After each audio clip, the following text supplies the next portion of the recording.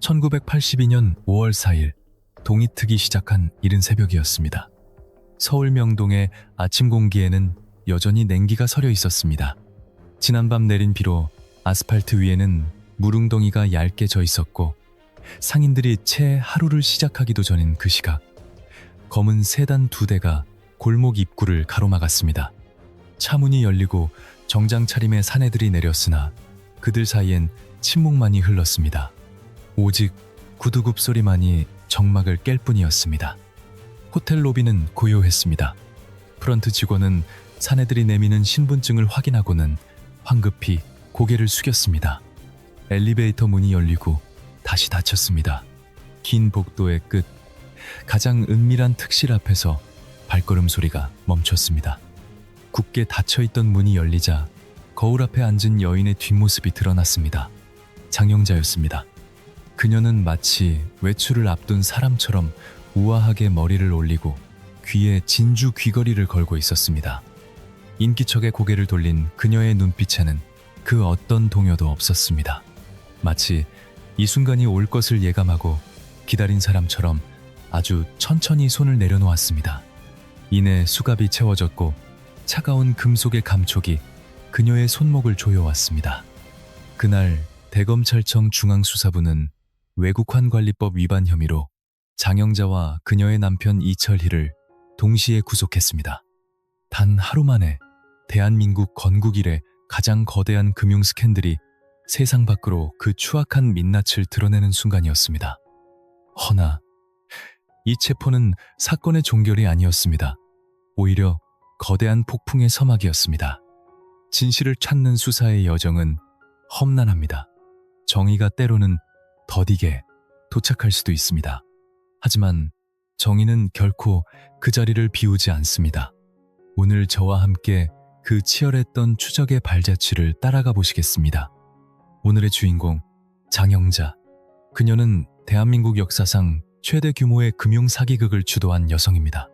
7천억 원이라는 천문학적인 금액의 어음이 그녀의 손끝에서 시중에 살포되었고 건실하던 기업들이 추풍낙엽처럼 쓰러졌습니다. 수천 명의 가장이 일터를 잃었고 은행장들이 줄줄이 구속되었으며 내각이 2차례나 교체되는 초유의 사태가 벌어졌습니다. 놀라운 점은 이 모든 파국 속에 총성이나 조직적인 폭력은 존재하지 않았다는 사실입니다. 그곳엔 오직 사람을 홀리는 미모와 화려한 언변, 그리고 권력의 기류를 기가 막히게 읽어내는 예리한 눈만이 있었을 뿐입니다. 도대체 장영자는 어떻게 대한민국의 돈줄을 쥐락펴락할 수 있었을까요? 그 막강한 힘의 원천은 무엇이었으며 왜 그 누구도 폭주하는 그녀를 제어하지 못했던 것일까요? 시계바늘을 되돌려 1944년 10월 25일로 가보겠습니다. 장소는 전라남도 목포시 죽교동입니다. 장영자가 태어난 그날, 목포는 해방의 열기가 채 가시지 않은 항구 도시였습니다. 식민지의 잔재가 골목마다 배어 있었고 부두에는 어선들이 뿜어내는 짙은 기름 냄새가 진동했습니다. 하지만 그녀가 태어난 저택은 그런 거친 풍경과는 무관한 곳이었습니다. 지역 유력자였던 부친 장병준 덕분에 3남 4녀 중 셋째 딸로 태어난 장영자는 풍요 속에서 유년 시절을 보냈습니다. 배고픔이란 단어는 그녀의 삶에 없었습니다. 9살이 되던 1953년 그녀의 가족은 서울로 거처를 옮깁니다. 명동 성당 인근의 개성여자중학교. 그 교문을 처음 들어선 순간부터 장영자는 남다른 존재감을 드러냈습니다. 그녀는 누구보다 언변이 뛰어났고 흐름을 읽는 감각이 탁월했습니다. 교사가 지목하기도 전에 이미 정답을 꿰뚫고 있었으며 친구들 사이에서는 늘 좌중을 압도하는 리더였습니다. 개성여자고등학교를 거쳐 숙명여자대학교 교육학과에 편입했을 때 그녀는 이미 완성된 주인공이었습니다. 메이퀸으로 선발될 만큼 수려한 외모는 물론이거니와 상대의 심중을 파고드는 화술은 타의 추종을 불허했습니다. 상대가 무엇을 갈망하는지, 어떤 말 한마디에 마음의 빗장이 풀리는지를 본능적으로 감지하는 능력을 지니고 있었지요. 그것이 단순한 재능이었는지 아니면 훗날 세상을 벨 무기가 될지 당시에는 아무도 짐작하지 못했습니다. 대학 시절 장영자는 두 번의 혼인을 경험합니다. 1966년 1월 첫 남편 김모 씨와의 결별, 이어 사업가 홍모 씨와의 재혼마저 파경을 맞았습니다. 두 번의 만남과 두 번의 헤어짐, 그 과정에서 그녀에게 남은 것은 사랑이 아닌 막대한 위자료, 즉 현금이었습니다. 훗날 검찰 수사에서 밝혀진 바에 따르면 이 위자료가 바로 명동 사채 시장을 뒤흔들 종잣돈이 되었습니다. 그녀는 그 돈을 은행에 잠재우지 않았습니다. 푼돈 같은 이자에 만족할 그릇이 아니었으니까요. 돈을 굴리는 생리를 간파하고 있었고 그것을 실행에 옮길 두둑한 배짱도 겸비하고 있었습니다. 1970년대 후반 장영자는 이미 명동에 큰 손으로 통했습니다. 부동산과 사채를 넘나들며 정보를 수집하고 부를 축적했지요. 구체적인 치부 과정은 베일에 쌓여 있으나 30대에 이미 거부가 되었다는 사실만은 명백합니다. 그리고 그 화려한 성공의 이면에는 형부 이규광이라는 거대한 배경이 드리워져 있었습니다. 이규광, 이 이름은 잠시 후 훨씬 더 육중한 무게감을 가지고 다시 거론될 것입니다. 1980년 장영자는 인생의 세 번째 반려자를 맞이합니다. 상대는 이철이었습니다. 당시 60을 훌쩍 넘긴 그는 한국 현대사의 어두운 굴곡마다 발자취를 남긴 인물이었습니다. 5.16 군사정변 당시 방첩부대장을 역임하고 중앙정보부 창설의 주역으로 차장 자리까지 올랐으며 김대중 납치 사건 등 굵직한 공작 정치의 한가운데 서 있었던 사람이었습니다. 21살이라는 나이 차이 탓에 세간의 시선은 곱지 않았으나 야망에 찬 장영자에게 그런 수군거림 따위는 아무런 장애물이 되지 않았습니다. 이철이의 화려한 이력은 그 자체로 완벽한 명함이었습니다. 그것도 아주 묵직한 힘을 가진 명함이었죠. 중앙정보부 차장 출신이라는 타이틀은 굳게 닫힌 문들을 활짝 열어젖혔습니다. 재벌 총수도 은행장도 고위 관료들도 그 위세 앞에서는 옷깃을 여미고 자세를 고쳐 앉아야만 했습니다. 허나 그녀가 가진 패는 그것이 전부가 아니었습니다. 이철이의 아내 장영자, 그 장영자의 친언니 장성희가 전두환 대통령의 영부인 이순자 여사의 숙부인 이규광과 혼인관계였다는 사실입니다. 비록 혈연은 아니었으나 엄연한 인척관계였지요.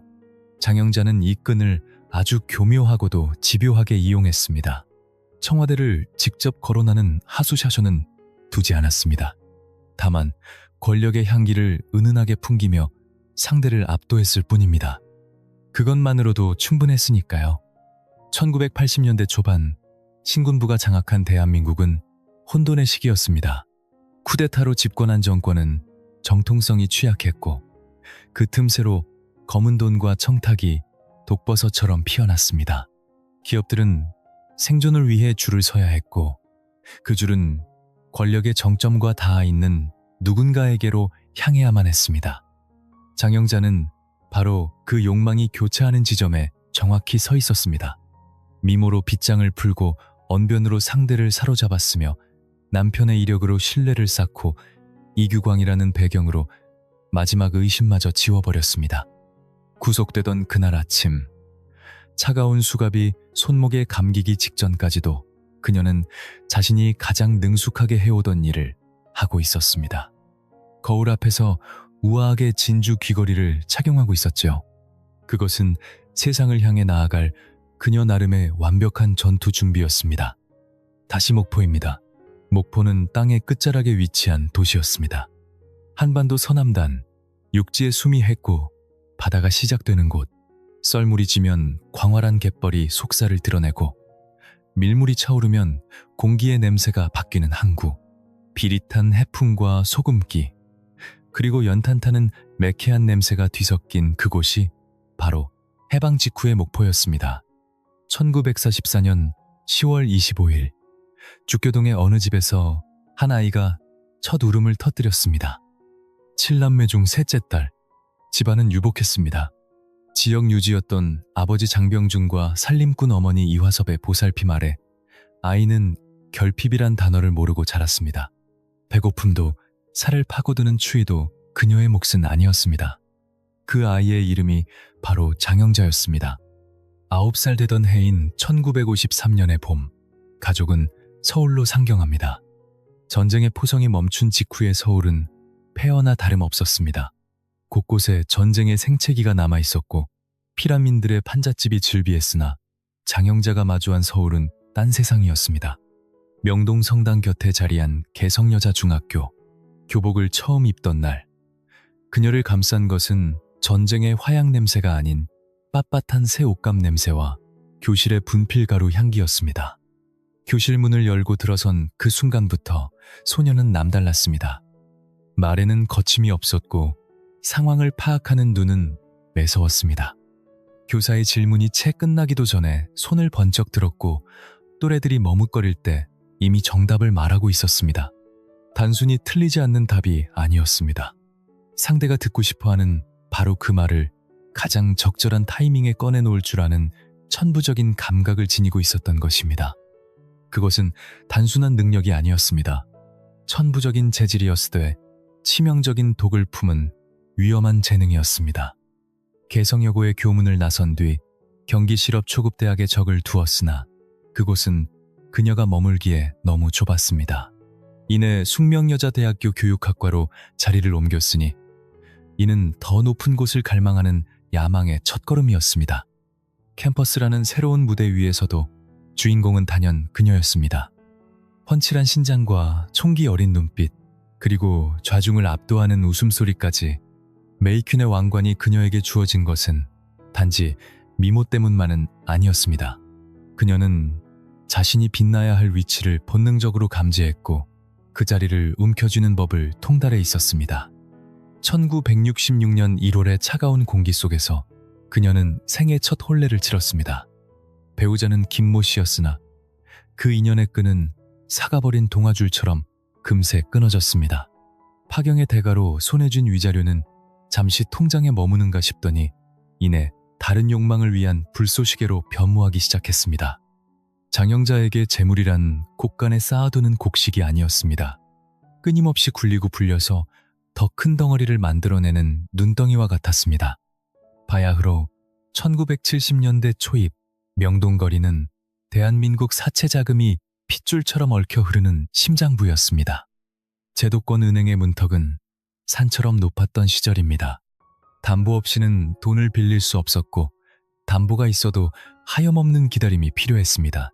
갈증난 기업들은 그림자 속으로 숨어들었습니다. 간판 하나 없는 명동의 은밀한 방에서 고리의 자금이 돌았고 상환에 실패한 자들에게는 참혹한 대가가 기다리고 있었습니다. 그 비정한 야생의 시장 한복판에 장영자가 서 있었습니다. 시작은 위자료로 마련한 작은 종잣돈에 불과했습니다. 허나 이자가 새끼를 치고 그 새끼가 다시 몸집을 불리자 자산은 기하급수적으로 늘어났습니다. 1970년대 중반에 이르러서는 명동 바닥에서 그녀의 이름석 자가 전설처럼 돌았고 큰손이라 불리며 돈줄 마른 자들의 발길을 끌어모았습니다. 허나 단순히 재력이 많다는 사실만으로는 그녀를 설명하기에 부족했습니다. 명동의 돈 많은 전주는 흔했으나 장영자는 인간의 내면을 꿰뚫어보는 통찰력이 남달랐습니다. 상대의 공포와 욕망이 어디에 닿아 있는지, 어떤 언어가 상대를 굴복시키는지 간파하고 있었으며 그 예리한 무기를 적재적소에 휘둘렀습니다. 부동산 개발 소식에 기민하게 반응하고 증권가 정보마저 섭렵했습니다. 그 은밀한 정보의 원천에 대해서는 훗날 형부 이규광의 조력이 있었으리라는 의혹이 제기되었으나 확증은 없었습니다. 다만 확실한 것은 외부의 거대한 뒷배 없이는 불가능할 정도로 그녀의 자산 증식 속도가 비정상적이었다는 점입니다. 1970년대가 저물어갈 무렵 그녀는 두 번째 혼인 서약을 맺었습니다. 사업가 홍모 씨와의 만남 역시 파경으로 막을 내렸습니다. 또 한 번의 이별은 또 다른 정산과 자금을 남겼습니다. 두 번의 실패한 결혼을 뒤로하고 그녀의 수중에는 막대한 현금과 부동산, 그리고 사채시장에서 단련된 처세술이 고스란히 남았습니다. 세상 사람들은 그녀를 두고 두 번이나 이혼한 여인이라 수군거렸습니다. 장영자는 그런 세간의 시선에 흔들리지 않았습니다. 도리어 그 편견을 교묘히 이용했습니다.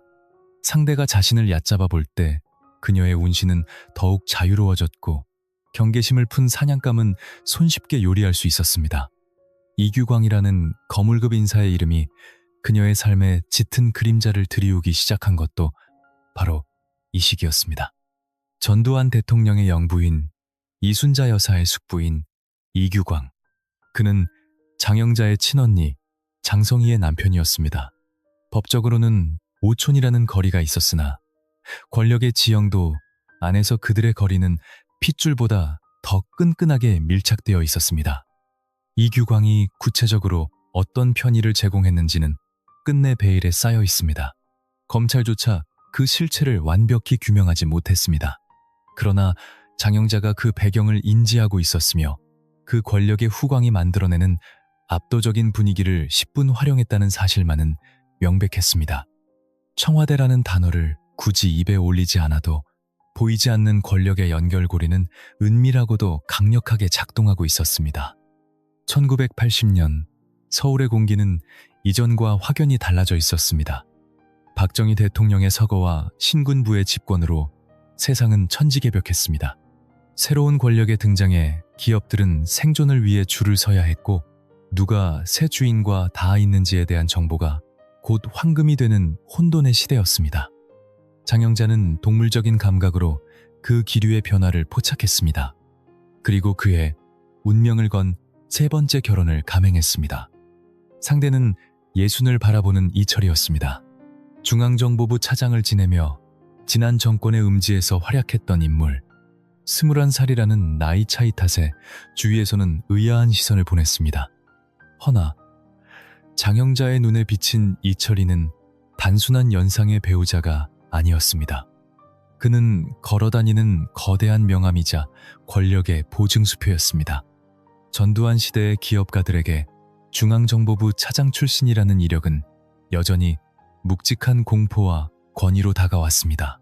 그 이름값에 자신의 인척 관계, 그리고 명동의 자금력이 더해지는 순간 장영자는 자신이 휘두를 수 있는 힘의 크기를 정확히 계산해냈습니다.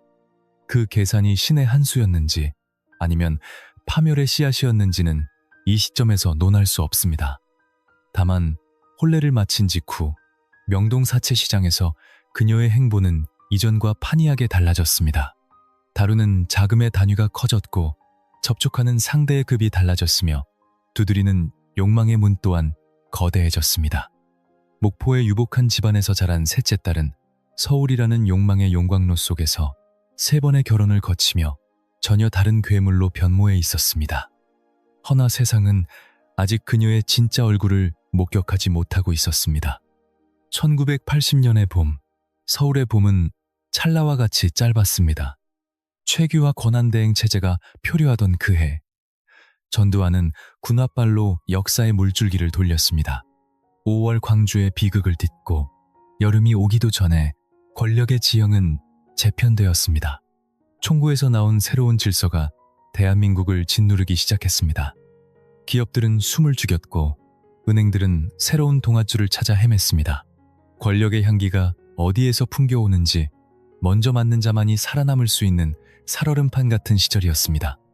그 냄새를 추적하는 데 있어 장영자보다 기민한 사냥꾼은 없었습니다. 바로 그 격동의 해에 그녀는 이철이와 100년 가약을 맺었습니다. 이철이라는 사내의 진면목을 파악하기 위해서는 그가 걸어온 질곡의 이력을 들춰볼 필요가 있습니다. 5.16 군사정변이 발발했던 1961년, 그는 방첩부대의 수장이었습니다.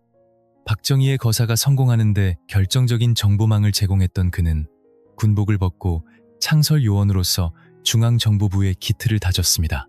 이후 수십 성상 동안 김대중 납치 사건을 비롯한 대한민국의 가장 어두운 공작들을 지휘하다가 유신 정권의 종말과 함께 막후로 물러난 상태였습니다. 비록 현직에서는 물러났으나 그 이름이 가진 무게감마저 사라진 것은 아니었습니다. 정보기관의 요직을 거친 그의 인맥은 거미줄처럼 살아있었습니다. 재벌 총수들이 그의 전화를 받았고 고위 관료들이 약속을 비웠습니다. 회담 테이블 위에 이철이의 명함이 놓이는 순간 공기의 흐름은 순식간에 바뀌곤 했습니다. 장영자는 바로 그 힘을 알아보고 선택한 것이었습니다. 전해지는 바에 따르면 그들의 결혼식은 눈이 부시도록 화려했다고 합니다. 호화찬란한 예식장 뒤편으로 비난의 화살이 쏟아졌다는 기록이 전해집니다.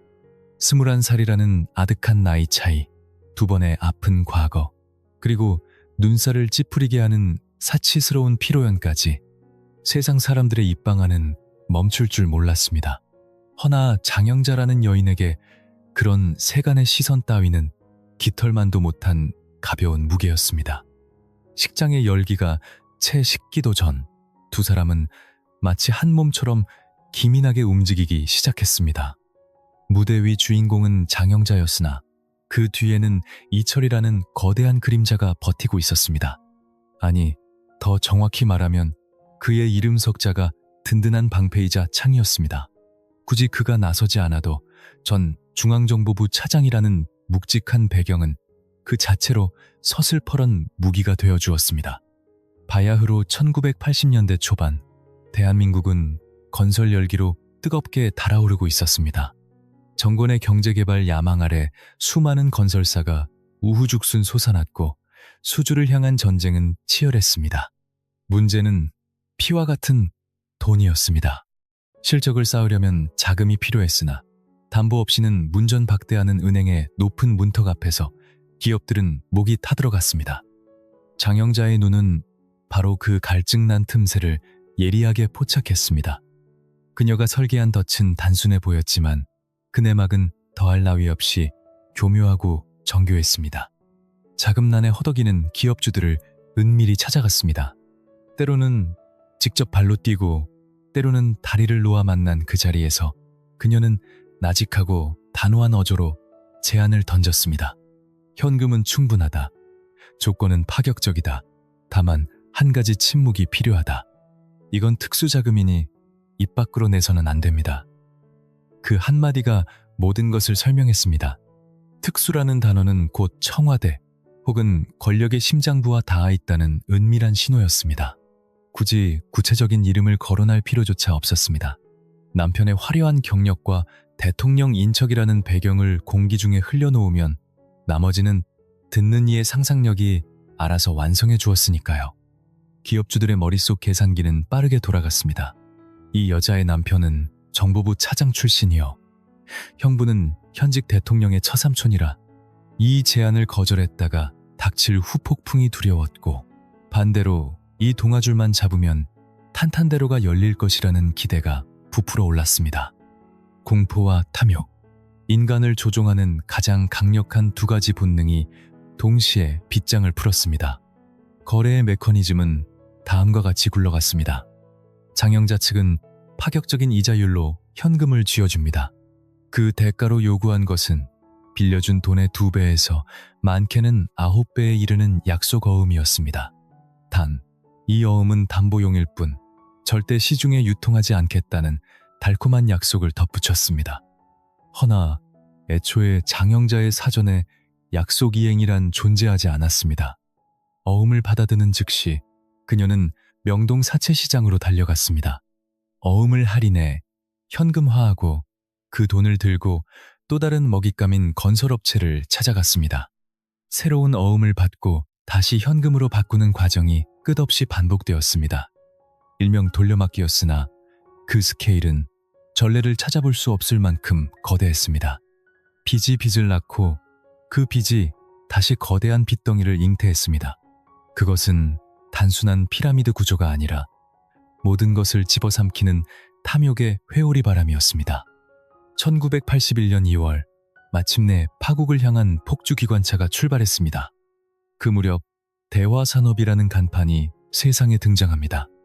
이철이가 회장, 장영자가 명예회장 직함을 달았습니다. 겉보기엔 멀쩡한 기업이었으나 실상은 어음 사기를 위한 전진기지에 불과했습니다. 하지만 이 번듯한 명함 한 장이 사채 노름에 공식적인 비즈니스라는 가면을 씌워주었습니다. 기업들은 그 가면 속을 들여다보지 못한 채 안심했습니다. 이철이는 회장으로서의 위엄을 10분 활용했습니다. 그가 협상 테이블에 앉아 있다는 사실 하나만으로 공기의 무게가 달라졌습니다. 전직 정보부 차장이 지켜보는 앞에서 토를 달거나 조건을 따질 수 있는 강심장은 없었기 때문입니다. 장영자가 말을 주도하고 이철이가 무겁게 고개를 끄덕이면 그것으로 모든 상황은 종료되었습니다. 이규광의 역할은 더욱 은밀하고 조용했습니다. 대통령의 처삼촌이라는 위치는 직접 움직일 필요조차 없는 자리였습니다. 그저 장영자의 입을 통해 그의 이름 석자가 흘러나오는 것만으로 충분했습니다. 우리 형부가 뒤에 있다는 말보다 상대가 스스로 그렇게 믿게 만드는 침묵이 훨씬 더 강력한 효력을 발휘했으니까요. 기록은 그가 몇몇 유력 인사를 장영자에게 연결해 주었다고 전합니다. 결국 공범으로 구속되어 단죄를 받았으나 과연 그가 어디까지 알고 있었으며 어디까지 발을 담갔는지는 재판이 끝난 후에도 여전히 미지수의 영역으로 남았습니다. 권력의 그림자란 본래 그런 속성을 지닙니다. 직접 손에 피를 묻히지 않아도 존재한다는 사실만으로 상대를 압도하는 법입니다. 1981년 한 해 동안 장영자의 소나귀에 걸려든 기업들의 목록은 실로 화려했습니다. 건설업계 도급 순위 8번째였던 공영토건, 철강업계 2번째였던 일신제강 등 이름만 대면 알만한 거물급 기업들이 줄을 섰습니다. 그들은 당장의 현금을 얻기 위해 빌린 돈의 몇 배에 달하는 어음을 순순히 내주었습니다. 공영토건의 사례는 충격적입니다. 고작 140여억 원을 빌리는 대가로 무려 1279억 원어치의 약속어음을 건네주었으니 말입니다. 다시 보아도 믿기 힘든 숫자입니다. 원금의 9배. 이것은 정상적인 금융거래가 아닌 파멸을 담보로 한 도박이었습니다. 그 엄청난 물량의 어음은 명동 사채시장의 하수구로 흘러들었습니다. 헐값에 팔려나가고 또 다른 주인을 만나며 빚더미 위에 더 큰 빚더미를 쌓아 올렸습니다. 은행이라고 해서 안전지대는 아니었습니다. 장영자의 촉수는 사채시장을 넘어 제1금융권까지 뻗쳤습니다. 기업 어음을 담보로 은행 금고를 열어젖혔고 은행 내부의 누군가는 서류에 도장을 찍어주었습니다. 그 도장 뒤에 어떤 검은 거래가 있었는지는 훗날 수사가 밝혀내야 할 몫이었습니다. 조흥은행과 산업은행 같은 국책은행의 이름이 오르내렸고 급기야 은행장들이 줄줄이 구속되는 초유의 사태가 빚어졌습니다. 그들이 얼마나 깊이 연루되었는가에 대한 진술은 법정에서 엇갈렸지만 책임에서 자유로울 수는 없었습니다. 1981년 2월부터 1982년 4월까지 고작 14달이라는 짧은 시간이었습니다. 그 짧은 기간 동안 이철이 장영자 부부가 긁어모은 어음 총액은 7,111억 원, 그중 시중에 유통된 금액만 6,404억 원에 달했습니다. 부부가 사기 행각으로 손에 쥔 현금만 따져도 1,400여억 원이 넘었습니다. 당시 대한민국 정부 1년 예산의 10%에 육박하는 천문학적인 거액이었습니다. 당시에는 그 숫자가 불러올 파장을 아무도 짐작하지 못했습니다. 모두가 코끼리의 다리만 더듬고 있을 뿐 실체적 진실이라는 거대한 그림을 보는 눈은 닫혀 있었습니다. 아직까지는 말입니다. 운명의 1982년 봄이 찾아왔습니다. 명동의 아스팔트 위로 아지랑이가 피어오를 무렵 견고해 보이던 댐에 미세한 균열이 가기 시작했습니다. 아직 굉음은 들리지 않았으나 지면 깊은 곳에서는 이미 붕괴의 전조가 꿈틀거리고 있었습니다. 장영자는 과연 이 파국을 몰랐을까요? 아니, 몰랐다고 단정짓기는 어렵습니다. 20년 가까이 거친 사채바닥에서 돈의 맥을 짚어온 그녀입니다. 흐름이 뒤틀리고 있다는 불길한 징후를 동물적인 감각으로 이미 감지했을지도 모릅니다. 하지만 그녀는 멈추지 않았습니다. 멈추는 법을 잊어버렸거나 아니면 멈추는 순간 모든 것이 무너져 내릴 것이라는 공포가 그녀를 더 깊은 수렁으로 내몰았을 것입니다. 시작이 어디였는지는 아무도 모릅니다. 기록조차 희미합니다. 다만 1982년 4월의 그날이 오기 전까지 거대한 부채의 탑은 소리 없이 쌓이고 조용히 퍼져나갔다는 사실뿐입니다. 파멸은 한순간이었습니다. 그 거대한 탑이 무너져 내리기 직전까지 겉보기의 성체는 너무나도 견고해 보였습니다. 1981년의 여름, 서울이라는 도시는 끓어오르고 있었습니다. 군사 정권의 공격적인 경제 개발 명령 아래 레미콘 트럭의 행렬이 도로를 점령했습니다. 하늘을 찌를 듯 솟은 크레인과 철근 덩어리가 태양을 가렸습니다. 논밭이던 강남 땅에 아파트 숲이 들어서고 산허리를 잘라 고속도로를 내던 야만의 시대였습니다. 건설사들은 일감을 따내려 밤을 지새웠습니다. 실적을 보여줘야 생존할 수 있었고 그 실적을 위해서는 무엇보다 현금이 필요했습니다. 언제나 문제는 목을 조여오는 자금난이었습니다. 은행의 문턱은 너무나 높았습니다. 담보가 없으면 문전박대당하기 일쑤였고 있어도 기약 없는 순서를 기다려야 했습니다. 살인적인 고금리 속에서 중소건설사 자금 담당자들의 책상에는 붉은 동그라미가 쳐진 달력과 어음뭉치가 훈장처럼 혹은 족쇄처럼 놓여 있었습니다. 결제일이 다가올수록 그들의 손끝은 불안하게 떨렸습니다. 장영자는 바로 그 떨림을, 그 절박한 틈새를 정확히 포착했습니다. 이 비극을 이해하려면 먼저 약속어음이라는 기이한 생태계를 들여다보아야 합니다. 그것은 미래의 돈을 주겠다는 약속을 적은 종이 조각입니다. 하지만 80년대 당시 이 종이는 기업들 사이에서 화폐처럼 돌았습니다. 물건값을 치르는 데 쓰였고 이것을 받은 사람은 다시 사채시장의 뒷골목으로 가져가 깡이라 불리는 할인을 했습니다. 미래의 가치를 헐값에 팔아 당장의 현금을 쥐는 위태로운 거래였습니다. 맹점은 명확했습니다. 만기일에 발행자가 돈을 막지 못하면 그 순간 종이는 휴지 조각이 된다는 것입니다. 장영자는 이 금융 생태계의 허점을 손바닥 보듯 꿰뚫고 있었습니다. 그녀의 접근은 은밀했습니다. 소란스러운 공개 제안 대신 믿을 만한 비선을 통해 속삭이듯 다가왔습니다. 자금난에 허덕인다는 소문이 도는 건설사가 타깃이었습니다. 그녀의 대리인이 먼저 다리를 놓았고 비밀스러운 회동이 이루어졌습니다. 그 자리에 나타난 장영자의 모습은 귀부인 그 자체였으며 그녀의 입에서 나오는 말들은 낮고 느리고 무게감이 있었습니다. 자금은 얼마든지 융통해 드릴 수 있습니다. 조건도 파격적입니다. 다만 이 돈은 특수자금이니 출처에 대해서는 절대 함구하셔야 합니다. 특수자금, 그 네 글자가 방 안의 공기를 무겁게 눌렀습니다. 최고 권력과의 끈을 암시하는 단어였습니다. 절박한 기업주들은 본능적으로 깨달았습니다. 묻지 않는 것이 예의이자 침묵하는 것이 곧 이익이라는 사실을 말입니다. 이따금 이철희가 그림자처럼 동석하기도 했습니다. 그는 굳이 입을 열지 않았습니다. 전직 중앙정보부 차장이 그 자리에 앉아있다는 사실 하나만으로도 100마디 설명보다 강력한 압박과 보증이 되었습니다. 눈빛이 오가는 짧은 순간, 거래는 이미 성사된 것이나 다름없었습니다. 덫의 구조는 다음과 같이 설계되어 있었습니다. 장영자 측은 시중보다 훨씬 낮은 금리로 현금을 건넸습니다. 거부할 수 없는 달콤한 미끼였습니다. 그 대가로 기업은 차용에게 2배, 많게는 9배에 달하는 약속어음을 끊어주었습니다. 단 하나의 조건이 붙었습니다. 이 어음은 담보용일 뿐 절대 시중에 유통하지 않겠다는 약속이었습니다. 기업주는 안도하며 고개를 끄덕였습니다. 그 약속을 철석같이 믿었습니다. 어음 뭉치를 받아든 장영자는 조용히 사무실을 빠져나왔습니다.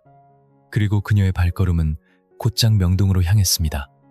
대한민국 지하 경제의 심장, 명동 사채시장에서 그 담보용 어음들은 순식간에 현금으로 둔갑했습니다. 액면가 1,000억 원짜리 어음이 800억 원에 팔려나갔습니다. 장부상으로는 손해였지만 그녀의 손에는 막대한 현찰이 즉시 쥐어졌습니다. 그 돈은 다시 다른 먹잇감을 낚는 미끼가 되었습니다. 또 다른 건설사를 찾아가고 더 많은 어음을 받아내고 다시 명동에서 현금화했습니다. 파멸의 수레바퀴가 돌기 시작한 것입니다. 하지만 이 구조에는 치명적인 균열이 숨어 있었습니다. 어음을 발행한 기업은 만기일이 되면 액면가 전액을 상환해야 합니다. 그들은 어음이 금고 속에 잠들어 있다고 믿었기에 갚을 돈을 준비하지 않았습니다.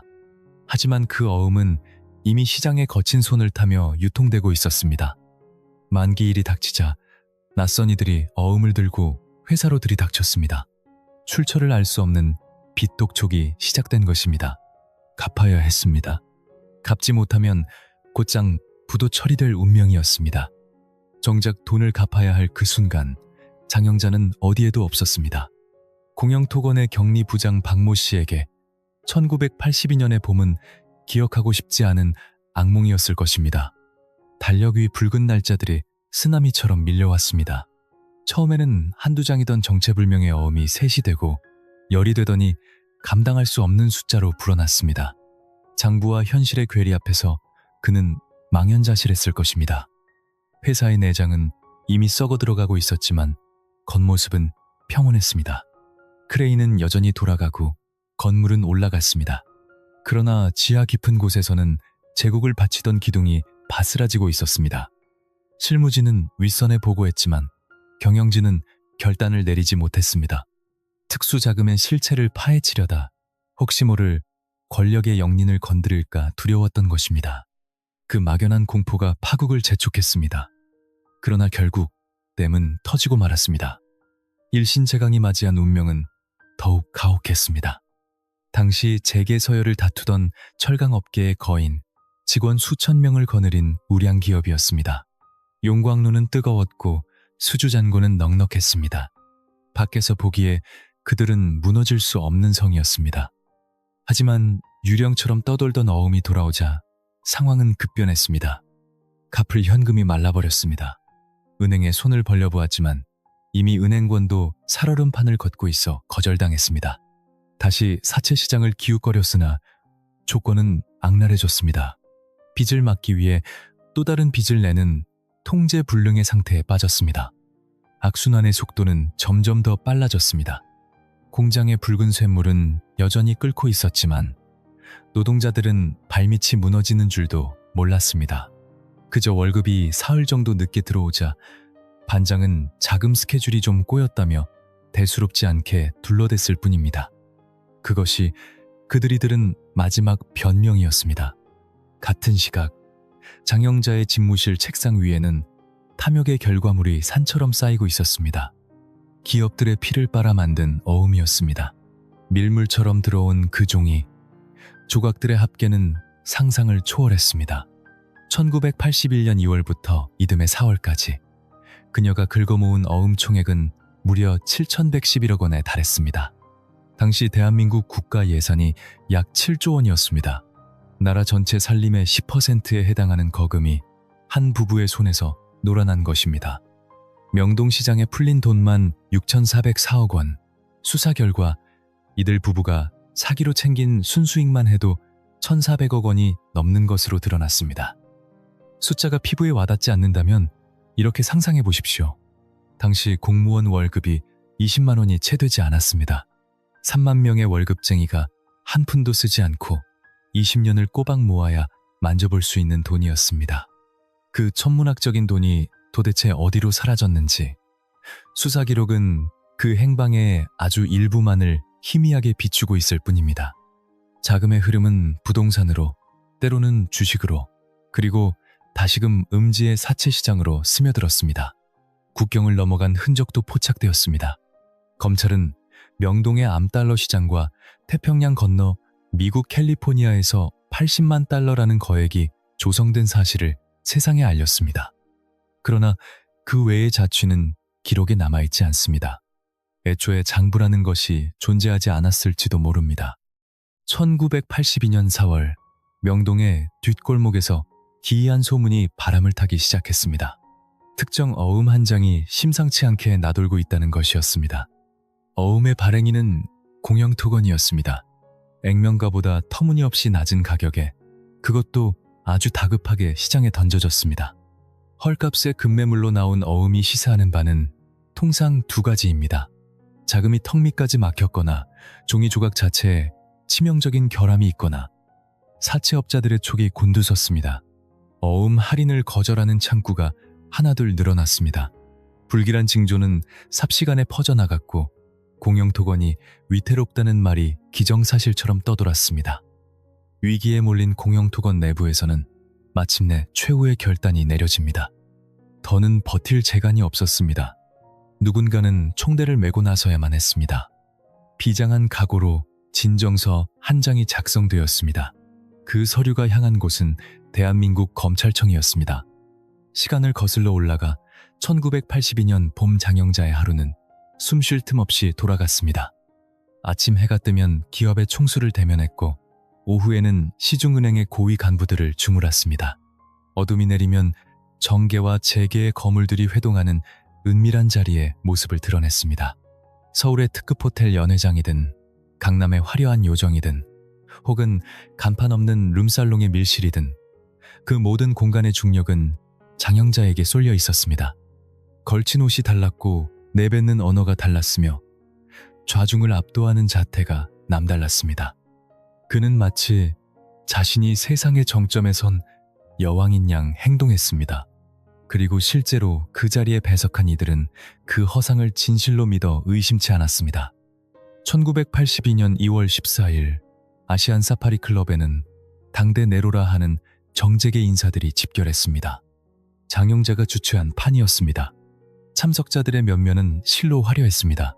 굴지의 기업 회장, 전직 고위 관료, 금융계를 움직이는 손들.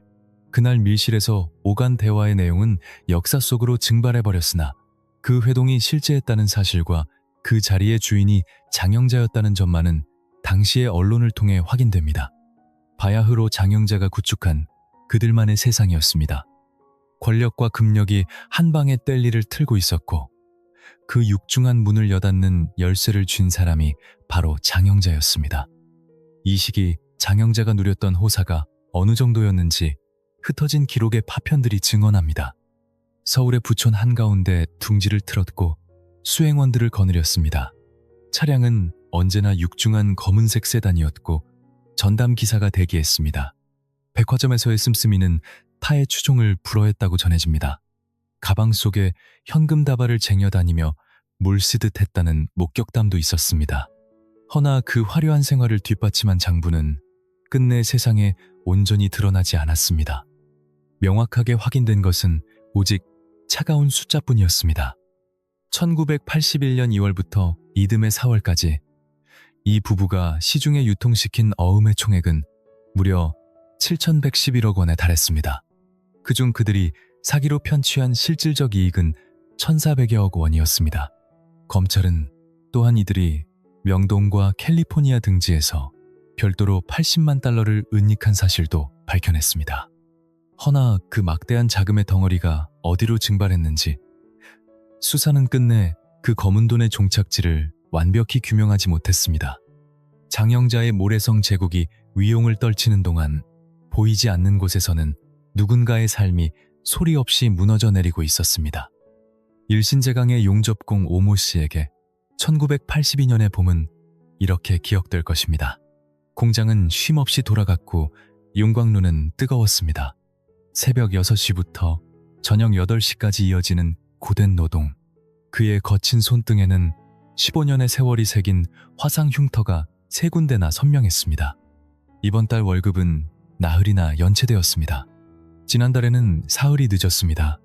반장에게 따져 물었으나 자금 사정이 꼬였다는 변명뿐 전달과 토시 하나 다르지 않았습니다. 오 씨는 귀가하는 버스 안에서 아내에게 건넬 생활비 봉투를 만지작거렸습니다. 얼마를 넣어야 할지 망설여졌습니다. 아이 둘의 학원비 납입일이 바로 다음 주였기 때문입니다. 그날 밤 그는 자신이 몸담은 회사가 이미 벼랑 끝 부도 직전에 몰려있다는 사실을 까맣게 모르고 있었습니다. 공영토건 현장 소장 김모 씨의 책상 머리맡에는 수주 잔액표가 덩그러니 붙어 있었습니다. 돌아가는 현장만 12군데, 하청업체의 줄 대금 지급이 밀리기 시작한 건 1982년 초입부터였습니다. 처음엔 일주일이던 것이 어느새 3주가 되었습니다. 하청업체 사장들의 독촉 전화가 빗발쳤습니다. 김 씨는 수화기를 들고 곧 해결될 거라 달랬습니다. 전화를 끊고 나면 그 말이 거짓이 아니기를 스스로 기도할 뿐이었습니다. 12곳의 현장에서 땀 흘리는 노동자가 몇 명인지 헤아려 본 적이 있었습니다. 500명이 넘는 가장들의 생계가 꽉 막힌 하청대금줄에 묶여 있었습니다. 일개 현장 소장인 김 씨가 할 수 있는 일은 없었습니다. 매일 아침 사무소 문을 열고 안전모를 쓰고 현장을 누비며 공정을 체크하는 것이 전부였습니다.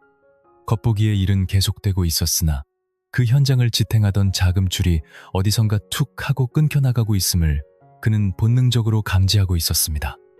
조흥은행 지점장 이모 씨의 비극은 전혀 다른 곳에서 싹트고 있었습니다. 그는 장영자 측으로부터 어음을 담보로 한 대출 요청을 받았습니다. 서류상으로는 완벽했습니다. 번듯한 기업 명의의 어음이었고 형식적인 하자는 없었습니다. 하나 어음이 발행된 배경이 석연치 않았습니다. 은행 내부에서도 의견이 분분했고 본부에 보고가 올라갔습니다. 훗날 이 씨는 진술에서 보이지 않는 압력이 있었다고 토로했습니다. 그 압력의 실체가 어디였는지는 재판이 끝날 때까지도 명쾌하게 밝혀지지 않았습니다. 분명한 것은 결국 대출이 실행되었다는 사실입니다. 은행의 밀실에서 서명이 이루어졌고 붉은 인주가 찍혔습니다. 그날의 서류는 훗날 수사 기록에 결정적 증거물로 남게 됩니다. 밖에서 바라본 장영자의 제국은 난공불락의 요새처럼 견고했습니다. 아시안 사파리 클럽에 모인 인사들은 그녀의 방대한 인맥을 목격했고 건설사 대표들은 특수자금이라는 달콤한 말을 신봉했습니다. 은행에서는 누군가의 결제 도장이 쉼없이 찍혀나갔고 명동 사채시장에서는 장영자의 어음이 귀하신 몸 대접을 받으며 거래되었습니다.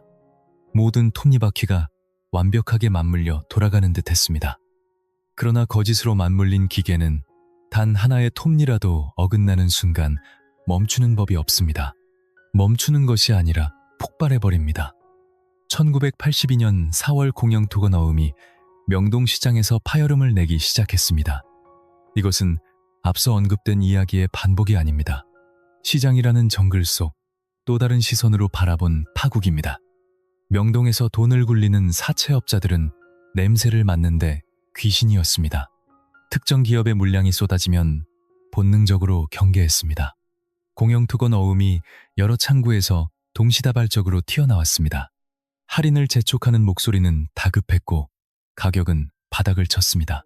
업자들은 손사래를 치며 받기를 꺼렸습니다. 위험 신호는 들불처럼 번져나갔습니다. 일신제강의 어음 역시 심상치 않은 조짐을 보였습니다. 두 회사의 배후에 동일 인물이 있다는 소문이 돌았습니다. 사채시장의 그늘진 곳에서 장영자라는 이름이 낮게 아주 은밀하게 오가기 시작했습니다. 그것은 두려움이 섞인 속삭임이었습니다. 청와대와 끈이 닿아 있다는 소문 탓에 누구도 대놓고 의혹을 제기하지 못했습니다. 그 침묵이 거대한 사기의 공범이 되는 순간이었습니다. 그러나 아무리 견고한 침묵일지라도 임계점은 존재하는 법입니다.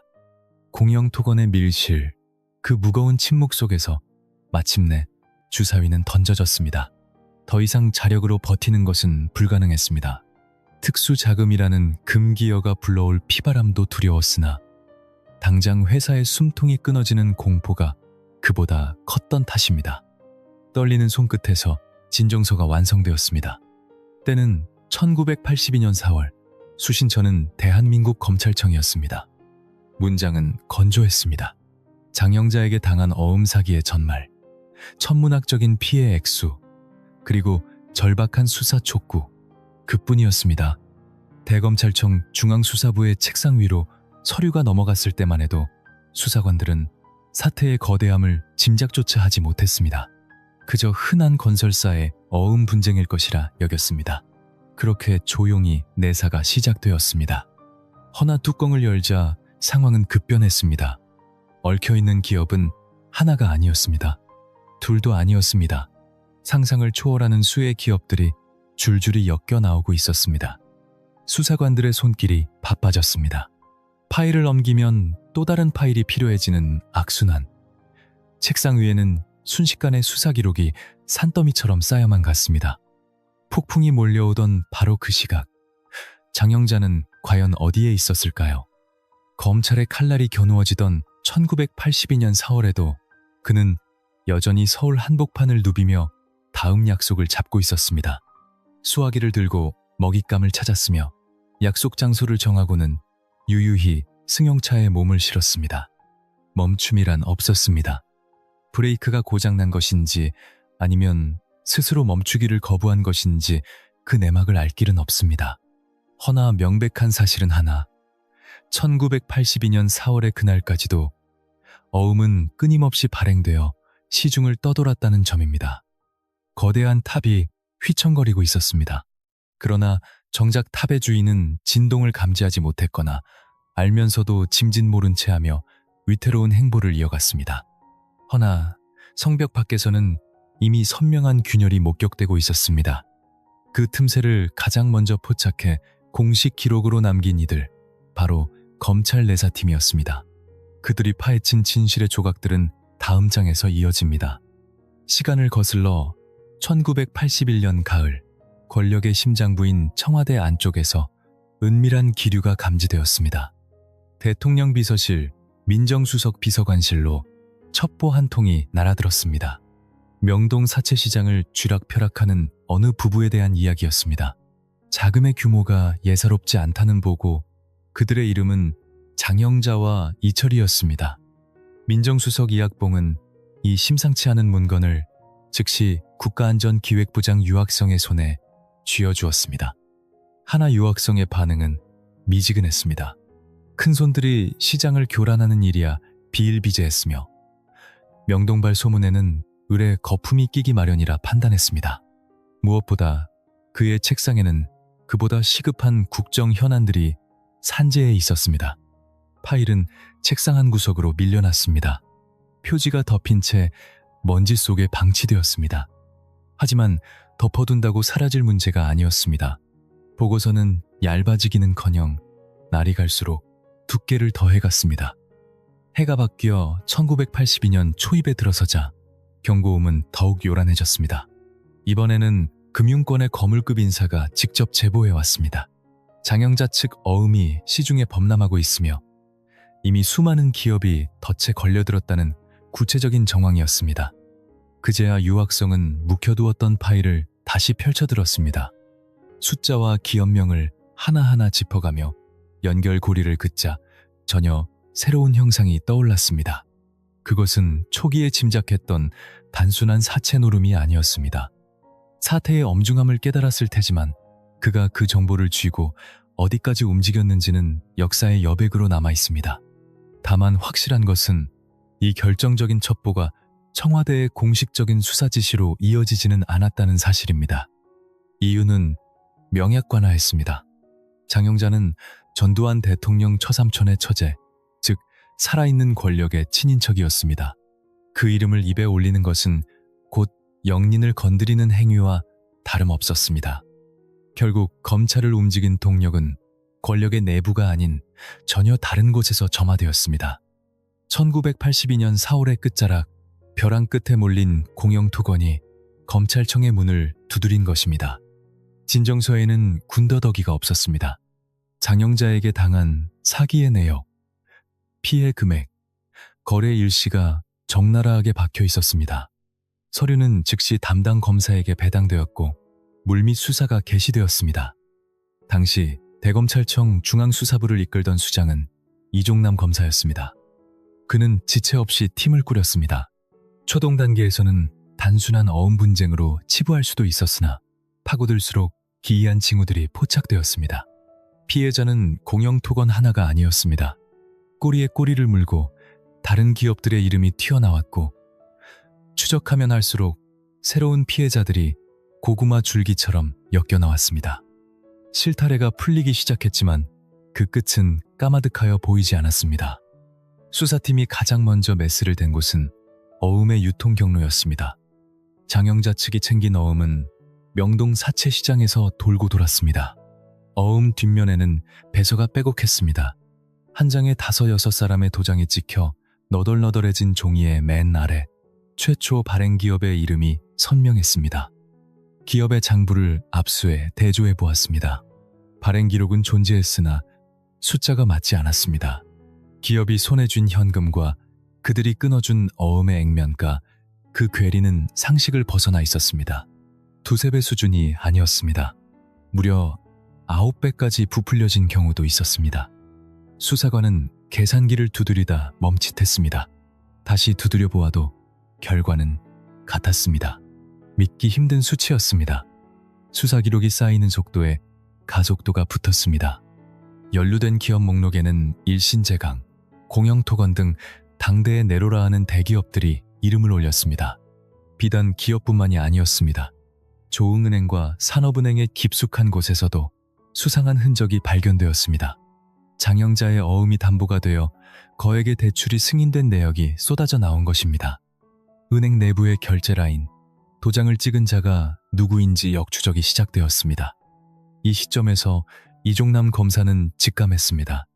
이것은 단순한 사기극이 아니라 재계와 금융계, 그리고 권력의 심층부가 얽히고 설킨 거대한 게이트임을 어디까지 칼을 들이대야 할지 결단이 필요한 순간이었습니다. 그는 정면 돌파를 택했습니다. 수사팀이 장영자의 가계도를 파악한 것은 내사 초기 단계였습니다. 장영자의 친언니가 이규광의 아내라는 사실, 그리고 이규광이 현직 대통령의 처삼촌이라는 사실, 그 치명적인 연결고리가 수사보고서 위에 또렷하게 적혔습니다. 수사실 공기가 차갑게 얼어붙었습니다. 서슬퍼런 전두환 정권 하에서 청와대 인척을 건드린다는 것의 의미를 모르는 이는 없었습니다. 검찰의 독립성이 보장되지 않던 시절, 수사의 방향은 언제든 보이지 않는 손에 의해 꺾일 수 있었습니다. 그럼에도 기록은 계속해서 쌓여갔고 진술조서에는 도장이 찍혔습니다. 이종남 검사는 끝내 파일을 덮지 않았습니다. 그때는 아무도 몰랐을 것입니다. 이 불길이 어디까지 번져나갈지. 대통령의 처삼촌에게 수갑이 채워지고 내각이 2번이나 뿌리째 흔들리는 사상 초유의 사태가 기다리고 있다는 것을. 그 파국은 아직 수면 아래 잠겨 제 모습을 드러내지 않고 있었습니다. 허나 같은 시각, 명동의 사채 골목에는 이미 심상치 않은 기류가 흐르고 있었습니다. 공영토건이 진정서를 냈다는 소문은 발없는 말이 되어 천리를 갔습니다. 돈 냄새를 맡는데 귀신 같은 전주들은 본능적으로 움츠러들었습니다. 검찰의 서슬 퍼런 칼날이 겨누어졌다는 풍문이 돌자 장씨 측 어음을 쥔 이들은 투매에 나섰습니다. 하지만 받아줄 손은 어디에도 없었습니다. 그 이름이 박힌 종이 조각들은 찰나의 순간에 휴지 조각으로 전락하고 말았습니다.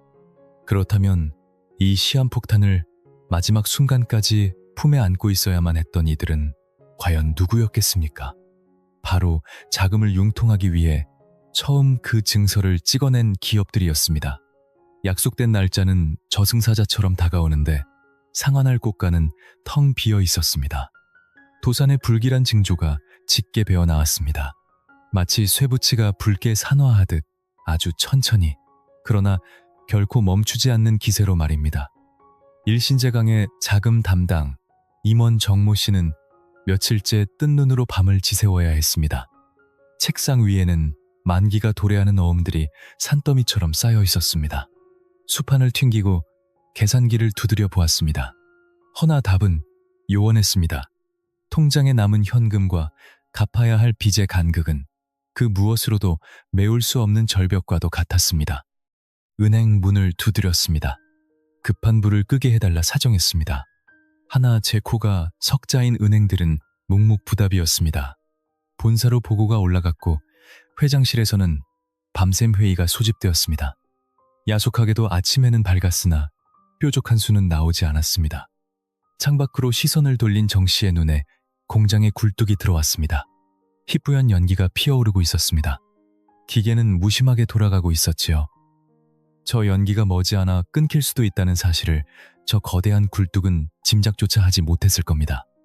1982년 5월의 초입, 대검찰청 중앙수사부는 은밀히 진행하던 내사의 매듭을 지었습니다. 혐의점은 명확해졌고 구속영장이 발부되었습니다. 결전의 시각이 정해진 것입니다. 1982년 5월 4일 새벽, 검은 세단 2대가 서울의 정적을 가르며 질주했습니다.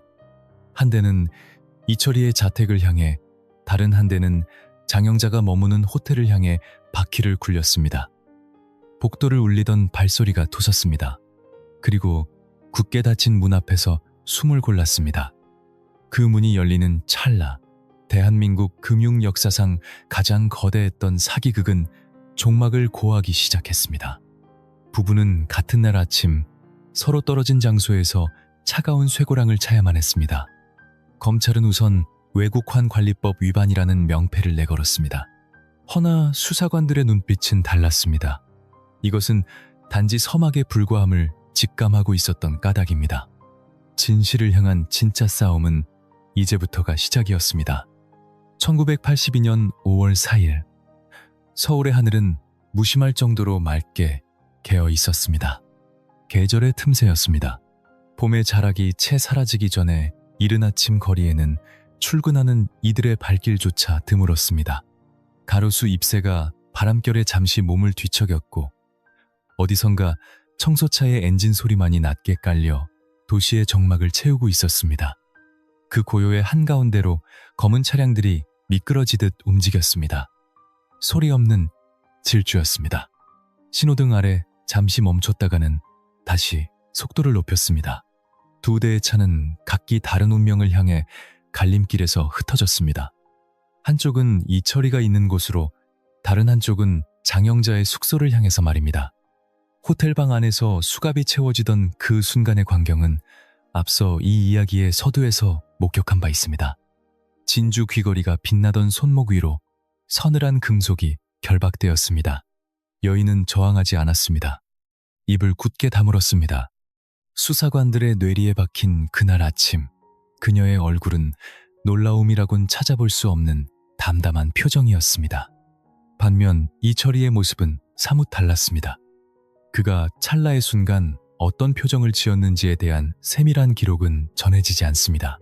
다만 그날 두 사람이 각기 격리되었다는 사실, 그리고 조사실에서의 첫 진술이 서로 어긋나기 시작했다는 점만이 수사일지에 남아있을 뿐입니다.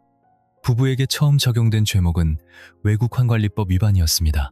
명동의 암시장과 미국 캘리포니아를 오가며 80만 달러라는 거금을 조성했다는 혐의였습니다.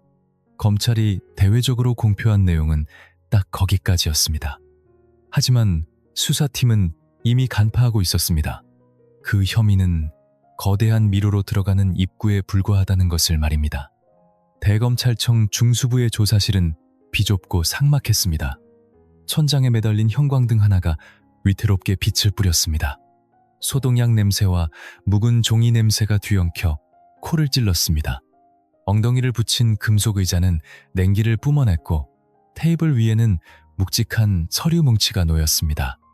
이종남 검사는 그 두꺼운 기록을 아주 천천히 펼쳤습니다. 조사는 하루 만에 끝날 일이 아니었습니다. 이틀이 가고 사흘이 흘렀습니다. 수사관들이 쉴 새 없이 드나들었습니다. 진술조서는 쌓여갔고 서류들은 정밀하게 대조되었으며 흩어져 있던 숫자들은 제자리를 찾아갔습니다. 초기에 부부의 입은 서로 다른 이야기를 토해냈습니다. 이철이는 자신이 허울뿐인 회장이었으며 모든 실권은 아내에게 있었다고 발을 뺐습니다. 반면 장영자는 자신들의 행위가 정상적인 경제활동이었으며 누구에게도 손해를 끼치지 않았다고 강변했습니다. 경제란 곧 유통입니다. 그것이 장영자가 내세운 논리였습니다. 돈이 돌아야 나라 경제가 사는 법이고 자신은 그 흐름을 도왔을 뿐이라는 주장이었습니다. 수사관들은 그 말을 묵묵히 받아 적었습니다. 굳이 반박하려 들지 않았습니다. 그저 다음 장을 넘길 뿐이었습니다. 수사의 불길이 번져나간 것은 구속이 집행된 직후부터였습니다. 공영토건과 일신제강을 필두로 연루된 기업들의 명단이 기하급수적으로 늘어났습니다. 각 회사의 어음 담당자들이 줄줄이 소환되었습니다. 진술이 확보되었고 그 조각들은 하나의 거대한 그림으로 연결되기 시작했습니다. 어음의 족보를 추적했습니다. 최초로 발행된 종이가 명동의 사채시장을 거쳐 어떤 궤적을 그렸는지, 누구의 손을 타고 어느 창고에서 현금화되었는지 샅샅이 훑었습니다. 배서된 이름 하나하나를 역으로 파고들었습니다. 그러자 마침내 거대한 은행의 실체가 드러났습니다. 조흥은행과 산업은행의 내부 거래 내역이 수사망에 포착되었습니다. 문제의 어음을 담보로 거액의 대출이 실행된 흔적이 역력했습니다. 실무자가 누구였는지, 결제 도장이 어느 선까지 찍혔는지에 대한 확인 작업이 개시되었습니다. 은행장들이 소환되고 관계자들이 불려나왔습니다. 진술은 엇갈렸습니다. 외압이 있었다는 고백, 전혀 몰랐다는 항변, 서류상으로는 아무런 하자가 없었다는 주장이 어지럽게 교차했습니다. 이종남 검사는 그 진술들을 하나하나 겹쳐 보았습니다. 악의가 맞지 않는 부분에 붉은 표시를 했습니다. 그리고 다시 불렀습니다. 다시 추궁했습니다. 수사의 기록물 위로 이규광이라는 석자가 선명히 박힌 것은 그가 철창 안에 갇히고 채 열흘이 지나지 않은 시점이었습니다. 최고 권력자의 처삼촌이자 장여인의 형부, 그리고 두 세계를 잇는 위태로운 가교가 바로 그였습니다. 수사실을 감도는 공기의 질감이 달라졌습니다. 그 이름을 입에 올린다는 것이 어떤 파장을 부를지 모르는 이는 없었습니다. 서슬퍼런 정권 아래서 대통령의 혈족을 겨눈다는 건 단순한 법리의 적용을 넘어선 정치적 도박이었습니다. 보이지 않는 곳에서 언제 어떤 거대한 압력이 밀려들지 짐작조차 할 수 없는 노릇이었습니다.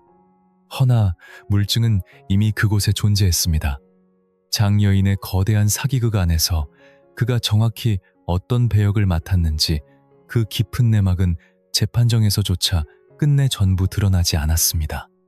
다만 금융권의 거물들과 기업인들을 장여인에게 다리를 놓아주었다는 정황만큼은 수사의 그물망에 걸려들었습니다. 결국 공범이라는 멍해가 씌워졌습니다. 이규광이 영어의 몸이 되던 그날, 검찰청의 긴 복도에는 무거운 침묵만이 흘렀습니다. 말은 아껴졌고 카메라는 숨을 죽였습니다.